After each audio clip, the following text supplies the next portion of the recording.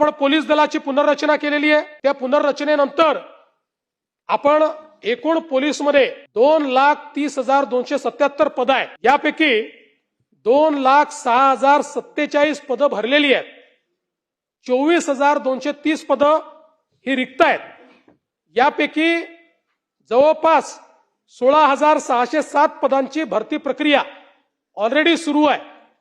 त्यामुळे पहिल्यांदा अशी परिस्थिती आहे की जवळजवळ जेवढी पद तेवढी माणसं सातत्याने आपण भरतो आणि पोलीस मध्ये कमीत कमी वॅकन्सी आहे।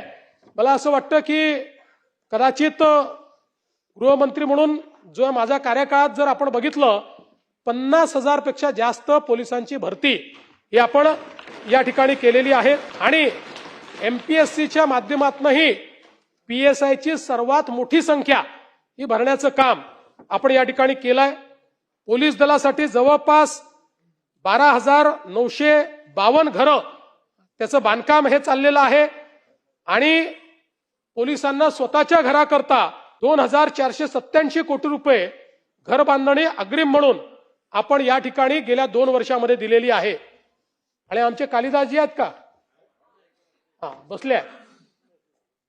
त्यामुळे कालिदासजींचा जो आग्रह असतो विशेषतः पोलिसांच्या करता आपण मुंबई सारख्या ठिकाणी मालकी हक्काची घरं मिळाली पाहिजेत।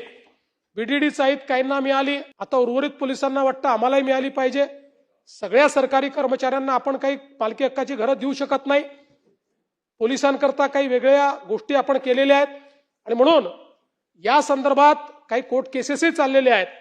पण आपल्याला पोलिसांना मालकी हक्काची घरं कशी देता येतील, टप्प्याटप्प्याने देऊ, काही प्रमाणात देऊ, पण ते कशी देता येतील या संदर्भात एक उच्चस्तरीय समिती आम्ही तयार करतो आहोत।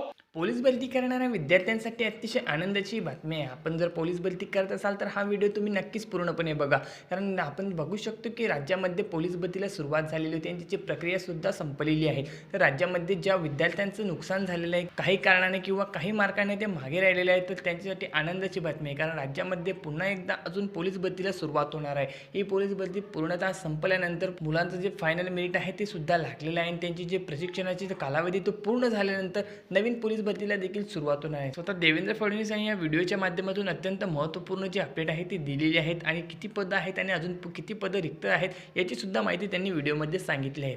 पोलीस भरती करत असाल तर तुमच्यासाठी अतिशय आनंदाची बातमी आहे।